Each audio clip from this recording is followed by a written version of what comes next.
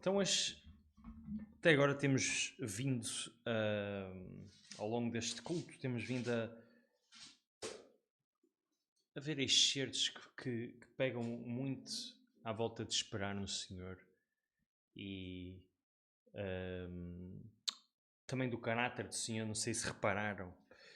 Ahm, eu pedia agora que abrissem as vossas Bíblias em Isaías 40, 27. Vamos ler do versículo 27 ao versículo 31 e vamos estudar a volta do tema esperar no Senhor.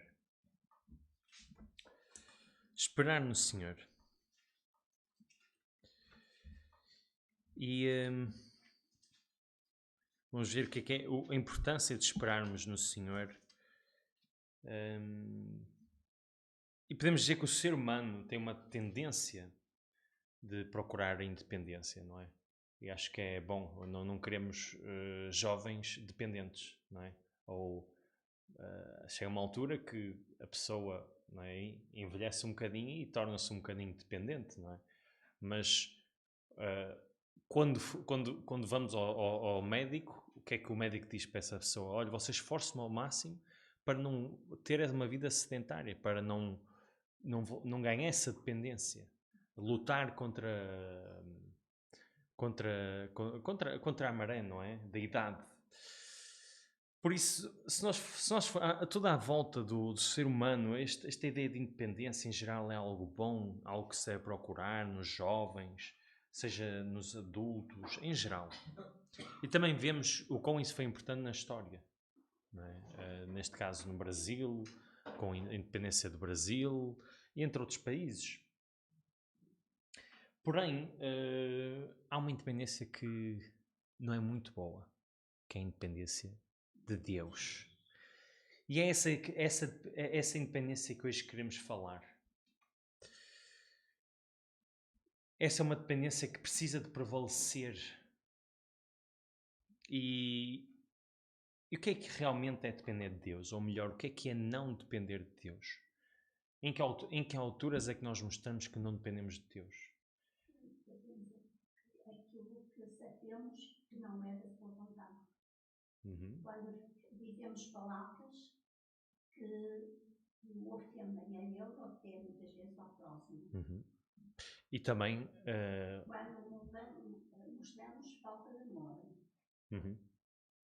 Portanto, as nossas atitudes que não glorificam a Deus revelam a nossa independência de Deus. Precisamente. Muito bem, e também acho que alturas em que achamos que sabemos o que é melhor para nós ou que conseguimos alcançar coisas e não damos o devido mérito ao Senhor, não é? Porque reparem, quem é que criou estas perninhas aqui, estas minhas pernas? Foi o Senhor. Foi o Senhor que designou cada músculo, cada fibra para eu, por exemplo, de manhãzinha conseguir andar, ir fazer tudo o que preciso, não é? Quem é que me deu forças hoje de manhã para me levantar foi o Senhor, por isso nós não demonstramos a dependência do Senhor quando não lhe damos o devido louvor e gratidão e como a nossa irmã disse, quando não seguimos a sua vontade na nossa vida. Quando vivemos uma vida que achamos estar melhor sem Ele ou ignoramos a existência do papel fundamental de Deus. Se Deus não estiver presente na nossa vida, em geral, se tirarmos Deus da fotografia, o que é que resta?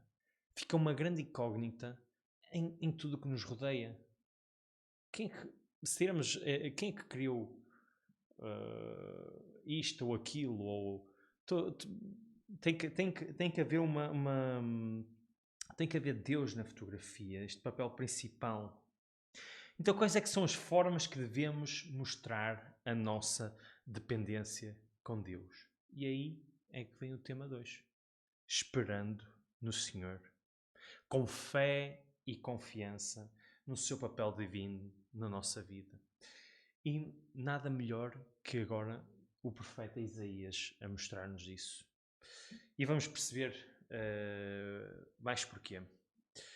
Vamos ler então a nossa passagem 2, que fica em Isaías 40, versículo 27 a 31, que diz: Porque dizes, ó Jacó, e tu falas, ó Israel, o meu caminho está encoberto ao Senhor e o meu juízo passa despercebido ao meu Deus.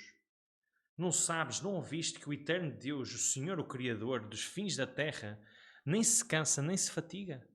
É insondável o seu entendimento, dá força ao cansado e multiplica as forças ao que não tem nenhum vigor. Os jovens se cansam e se fatigarão. Desculpem. Os jovens se cansarão e se fatigarão, e os moços certamente cairão. Mas os que esperam no Senhor renovarão as forças, subirão com asas como águias, correrão e não se cansarão, caminharão e não se fatigarão.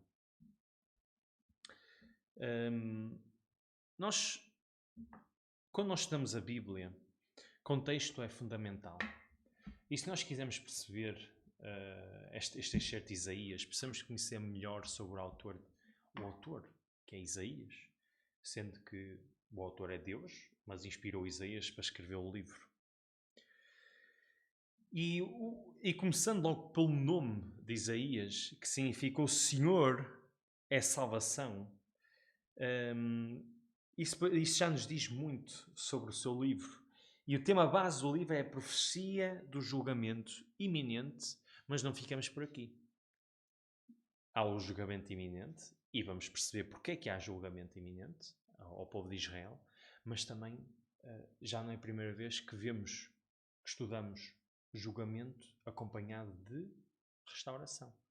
Salvo o erro, ainda há pouquinho tempo nas nossas revistas, nas nossas comunicais, não sei se foi na altura do livro não me lembro, mas era dos profetas menores, a gente viu muito isto. Vemos muito isto a acontecer, o julgamento acompanhado de restauração para o povo de Judá e Jerusalém, mas com condições que eles se voltariam para o Senhor e corrigissem a sua forma de viver. Focando no que importa agora para a nossa passagem 2, a mensagem a partir do capítulo 40 do livro de Isaías até ao final do livro de Isaías é dedicada aos judeus que viviam no exílio babilónico, especialmente este capítulo.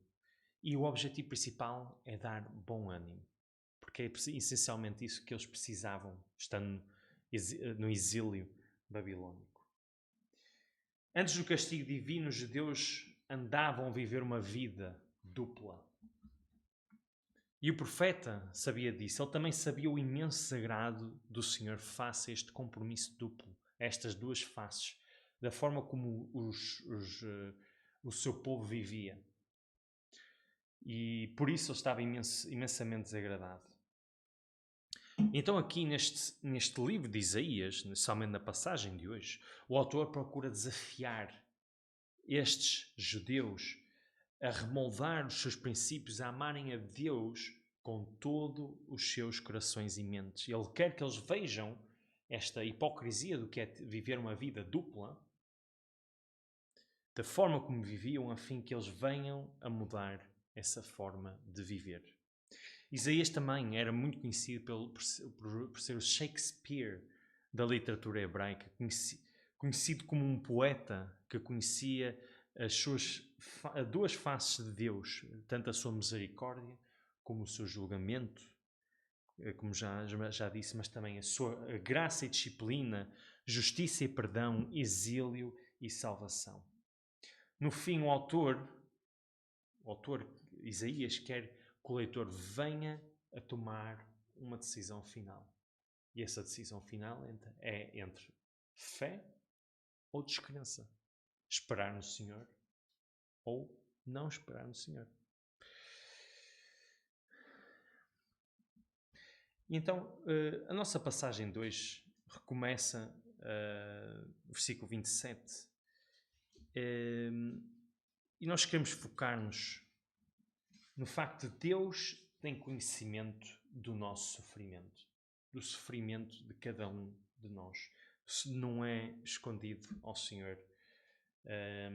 E diz assim, versículo 27, tu falas, ó Israel, o meu caminho está encoberto ao Senhor e o meu juízo passa despercebido ao meu Deus. Acho que ninguém daqui vive uma vida pacífica, sem stresses, não é? Com certeza não é? Temos as nossas dificuldades, os nossos tropeços. Por vezes ponderamos se realmente o Senhor tem conhecimento destas situações que passamos. Porque é que Ele não está a fazer nada sobre este assunto? Porque é que eu me sinto praticamente abandonado? Onde é que está a ação divina do Senhor? Será que o Senhor está mesmo despercebido da minha situação atual?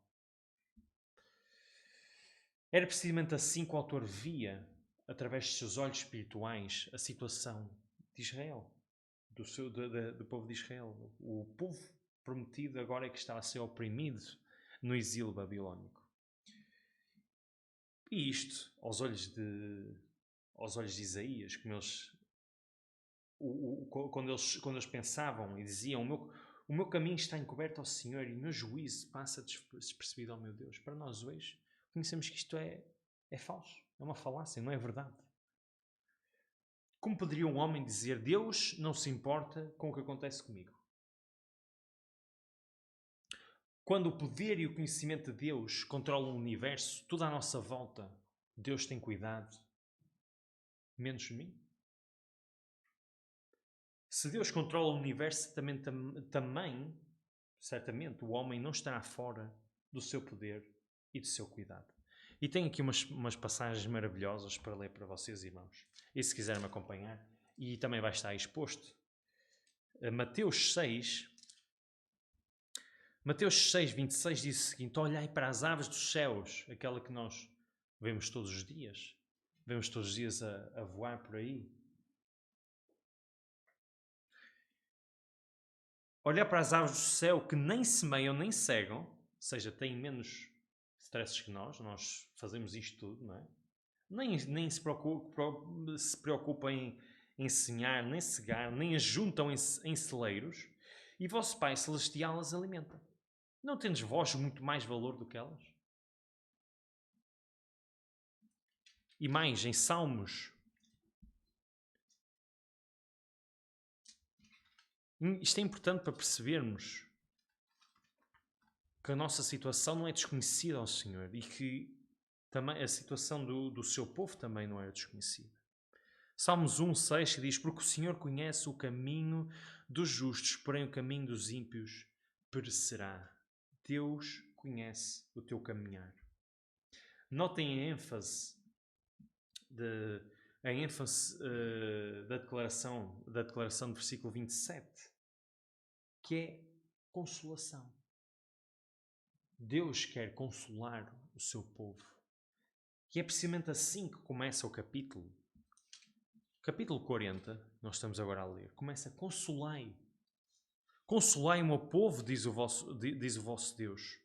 E mais à frente, no versículo 11, diz: como pastor apacentará o seu rebanho, entre os seus braços recolherá os cordeirinhos e os levará no seu regaço, as que amamentam guiará suavemente. Ou seja, essa imagem de Deus como um pastor, esta imagem que nos apresentam de Deus como um pastor pronto a tomar-nos nos seus ternos braços. Por isso a forma como Israel se expressa é vindo de um povo que estava oprimido. Um povo com uma causa contra os seus opressores. E nós compreendemos isso. Aqui eles queixam que o Senhor não está a prestar atenção à sua causa, que a despreza. E em resposta a isto o profeta pergunta: por que dizes? Por que pensas assim? Não é? Temos aqui o versículo de 27. Por que dizes? Ou seja, porque te queixas, dando a entender sem dúvida que a sua queixa é inteiramente infundada. Não tem fundamento. Eles não têm razão de se expressarem desta forma. Sendo assim, está aqui algo em falta. Eu acho que nós devemos imaginar que o povo de Israel conhecia a Deus, mas se calhar precisava de ser relembrado de algumas coisas. Independentemente disso, Nós hoje somos chamados realmente a conhecer o Senhor. E o mesmo era para Israel. E é isso que o profeta quer fazer agora no versículo 28. Tanto Israel como nós precisamos nos relembrar exatamente quem Deus é e a sua grandeza. E é isso que agora o profeta Isaías vai fazer, que diz assim: não sabes, não ouviste que o eterno Deus, o Senhor, o Criador dos fins da terra, nem se cansa, nem se fatiga? É insondável o seu entendimento. Reparem como é que Isaías começa. Começa por perguntar se eles não entenderam nem ouviram. Não é? E como já tinha feito no versículo 21. Diz assim: porventura não sabeis, versículo 21. Porventura não sabeis, porventura não ouvis, ou desde o princípio não se vos notificou, ou não atentastes para os fundamentos da terra? Recordem, povo de Israel, recordem, lembrem-se quem é o Senhor. E então me propõe esta grandiosa declaração ao Senhor. Diz assim: o Senhor, o Criador dos fins da terra, nem se cansa, nem se fatiga. Precisamente o que o povo de Israel esquece quando se queixa de que o seu caminho está oculto ao Senhor e a sua causa lhe é alheia. Esta lamentação, prova que eles têm pensamentos terrenos a respeito da majestade celeste de Deus. Porque não era seu tempo, não era o tempo deles. Deus estava a cuidar das coisas.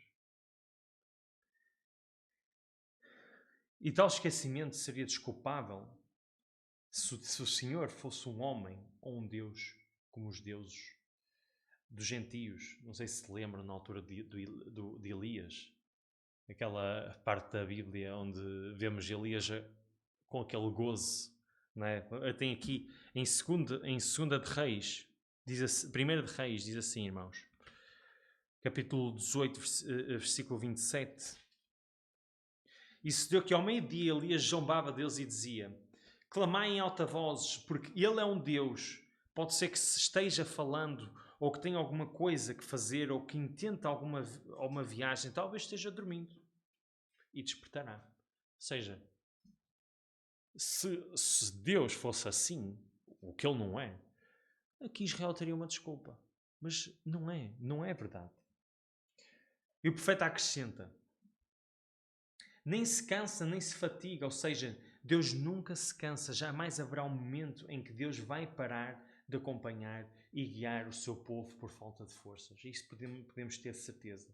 Ele permanece o mesmo, todo poderoso.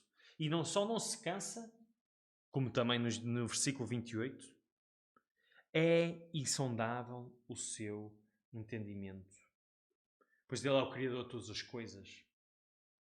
E essa sua criação manifesta toda a sua sabedoria, aquela quando nós acordamos, a sabedoria, a inteligência, a perfeição de Deus é-nos demonstrada todos os dias da nossa vida. Eu até tinha aqui um exemplo muito, muito interessante que eu vi hoje de manhã, porque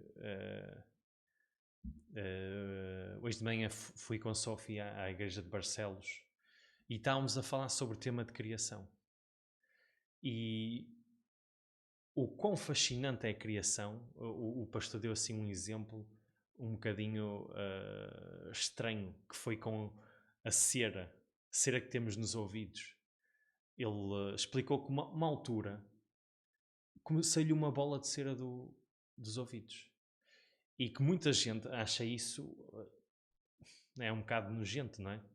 Mas a verdade é que o corpo humano foi criado de uma forma que é essa cera que nos protege e que com os nossos movimentos que nós vamos fazendo do corpo, não é? A cera vai acumulando e vai formando bolas, estas bolas, eu não sei exatamente, mas foi tudo designado de uma forma tão perfeita que temos este processo natural de limpeza dos ouvidos, nem precisamos de ir com cotonetes nem nada disso. Não é? É impressionante a criação de Deus. Então a sua criação manifesta a sua sabedoria. Por essa razão ele também saberá como guiar e ajudar o seu povo oprimido. Por isso, nós hoje não nos devemos cansar a concluir coisas que não são verdade sobre Deus, que não são realidade, mas sim aceitemos que a forma e o tempo em que Deus age nos é simplesmente insondável. Uma passagem para isso temos em Romanos.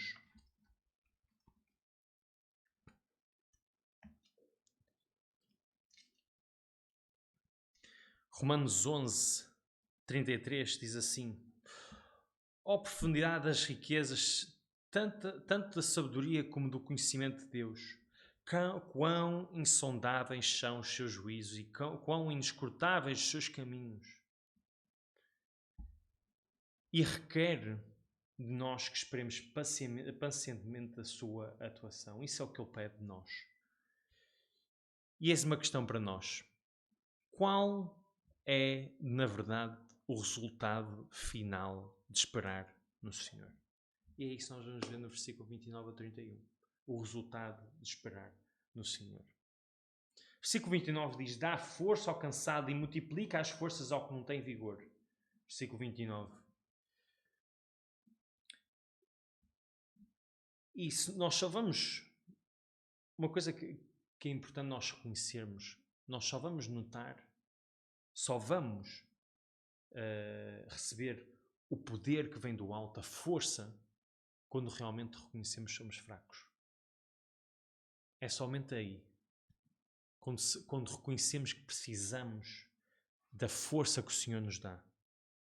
E temos isso expresso em Lucas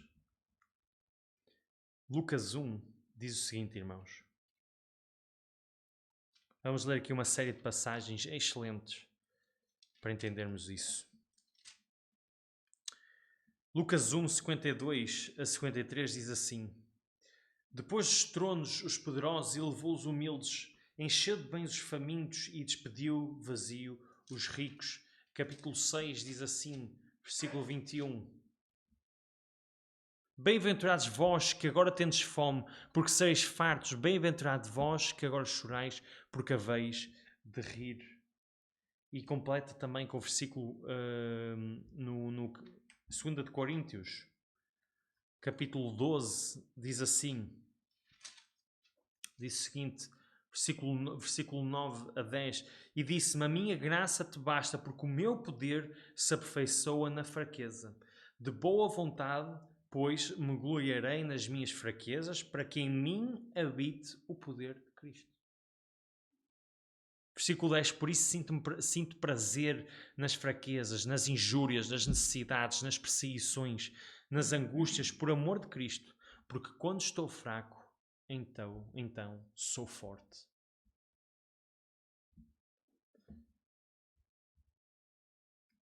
Voltando para a nossa passagem de hoje, quero realçar também algo que nós temos no versículo 29, que pode se escapar um bocadinho ao olho. Reparem, dá força ao cansado. Temos isto. E a seguir temos: multiplica as forças ao que não tem nenhum vigor. Ou seja, o que está cansado, ele dá força, mas aquele que ainda precisa mais, ele ainda multiplica. Reparem. O que é que diz assim? Os jovens se cansarão e se fatigarão, e os moços certamente cairão. Versículo 30. Não é? Nós, quando olhamos para os jovens, às vezes até queremos que eles parem naquela energia limitada. E mesmo eles, cheios daquela energia, mesmo eles, quando exageram, o que é que lhes acontece? Ficam como? Ficam cansados. E alguns deles até caem em exaustão. Eu lembro muito bem quando eu tenho assim uma imagem da minha infância de estar a brincar cá fora e entrar ofegante em casa e pegar um copo de água e estar ali ofegante, cansadíssimo, e a beber aquele copo de água. Não é? Mesmo em jovem, havia alturas em que sentia-me completamente cansado. E tem que John Wesley fez uma citação muito, muito interessante. Ele era um cristão conhecido do século XVIII. E também conhecido, apesar de ele aqui não era propriamente jovem, ele tinha 88 anos, mas era conhecido por ter muita energia. Ele diz assim: bendiga Deus que nunca me canso do meu trabalho, ou seja, não me canso do que faço, da função que eu desempenho, mas me canso do meu trabalho. Ou seja, não é? Acontece-nos todas as semanas. Eu também gosto muito do meu trabalho, mas às vezes já cheguei segunda-feira de manhã e estou cansadíssimo. O ser humano é assim, cansa-se e fica exausto. Mas isso não acontece ao nosso Criador. Podemos esperar nele, pois ele é fiel. De seguida temos o foco do nosso estudo. O ponto mais alto. Diz assim, versículo 31. Mas os que esperam no Senhor renovarão as forças. Começando aqui pela primeira parte do versículo. Mas os que esperam no Senhor. Novamente, o que é esperar no Senhor? Se nós recapitularmos, é uma forma de exercer a fé. E que para os judeus, neste caso, para os judeus, era uma fé de quê? Uma fé que o Senhor estava a cuidar da sua causa. E para nós, que Deus irá cuidar de nós a seu tempo. Face a estas dificuldades, Deus vai agir a seu tempo. E uma fé que acredita que o maior desafio da nossa vida já foi ultrapassado. A morte. Porque a morte foi vencida por Jesus Cristo na cruz. E nós, para esperarmos o Senhor, temos de ter fé. Fé de que realmente Jesus pagou o preço dos nossos pecados na cruz. Esperar no Senhor é entrar em comunhão com Ele. E assim, como termina a primeira fase do versículo, entrando em comunhão com Ele, exercendo a fé, o Senhor renovará as nossas forças. Ele não só tem todo o poder, não é? Deus é todo poderoso, como também se disponibiliza para conceder essa força somente aos que esperam nele. Reparem no verbo utilizado aqui no versículo 31, que diz: mas os que esperam no Senhor renovarão. Renovar. Quando o nosso cartão de cidadão expira e o nosso passaporte, temos que ir renová-lo por mais um tempo. É precisamente isso que o Senhor faz por nós. Renova as nossas forças quando elas estão esgotadas, expiradas, a fim de continuarmos a nossa caminhada cristã somente se esperarmos nele. A verdade, estando nós aqui todos, é porque o Senhor renovou as nossas forças. Senão não éramos capazes de estar aqui hoje. E com estas forças renovadas, todos os homens, incluindo os jovens, o que é que diz o versículo 31? Subirão com asas como águias. Águias, reparem, qual é o voador mais forte, que se eleva mais alto no seu voo e fora de todo o perigo? Quem é? É a águia. Imagina ter dar-nos força como águias para levantar aquele voo a altitudes muito alto. Ele compara a sua força ao mais excelso voador, essa força que nos quer dar. E continua, correrão e não se cansarão. Imaginem chegarem ao final de uma maratona, 40 km, e já estarem a preparar-se para outra. É isso, que correrão e não se cansarão. É isso que ele está a dizer. Não se cansarão. E diz para aqueles que não gostam de correr, caminharão e não se fatigarão. Eu sou daqueles que não gostam de correr porque eu li um artigo que faz mal às articulações. Por isso vou ficar pela caminhada. Enfim, este é o excelente vigor que Deus dará a todo o que espera nele. Conclusão, irmãos. Nós vimos aqui coisas excelentes sobre o caráter de Deus. E o profeta Isaías lançou aqui, se nós estivermos bem atentos, ele lançou aqui o que hoje são os fundamentos da teologia essencial da natureza e dos atributos de Deus. Que é importante nós sabermos. Cujo volume principal foi incorporado no Novo Testamento. Nós lemos isto ao longo do Novo Testamento. E o próprio Novo Testamento refere-se a coisas do livro de Isaías. E não é por acaso. Embora omnipotente, Deus se preocupa com o homem. Imaginem isso. Não é? Às vezes vemos aí os presidentes mais importantes do mundo a agirem consoante o que, sem interesse pelas pessoas. Dizem que se interessam realmente, mas depois agem de forma que... Agora imaginem o mais poderoso do universo, o mais omnipotente, preocupado comigo. Como é que isso é possível? Isso só demonstra o amor único que tem por nós. Mas isso, porém, o crente tem que ter cuidado. O crente não pode viver uma vida dupla. Pois o Senhor não se agrada com isso. Em Apocalipse 3, uma passagem que nos é muito conhecida, vemos o desagrado do Senhor face ao que é uma vida dupla. Aqui, em referência à igreja de Laodiceia, diz o seguinte, capítulo 3, versículo 15 a 16: Conheço as tuas obras, que nem és frio nem quente. Quem dera foras frio ou quente. Assim porque és morno e não és frio nem quente, vomitar-te-ei da minha boca. Ele nos deu vida. Ele nos dá tudo o que precisamos diariamente.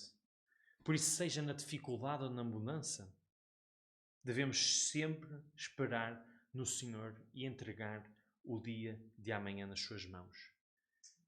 E devemos ter noção que ainda agora o Senhor já está a cuidar desse dia, de tudo o que precisamos.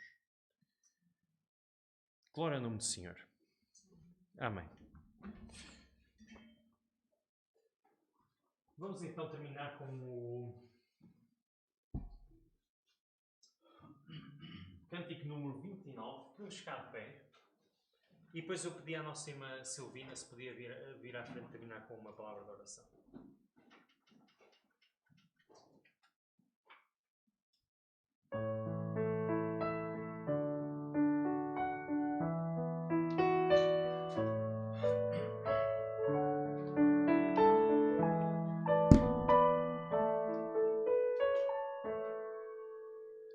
Abba, Pai, faze-me ser somente teu. Meus desejos possam ser mais e mais os teus. Nunca o meu coração se esfria, nunca me deixes cair. Abba, Pai, faze-me ser somente teu. Amém.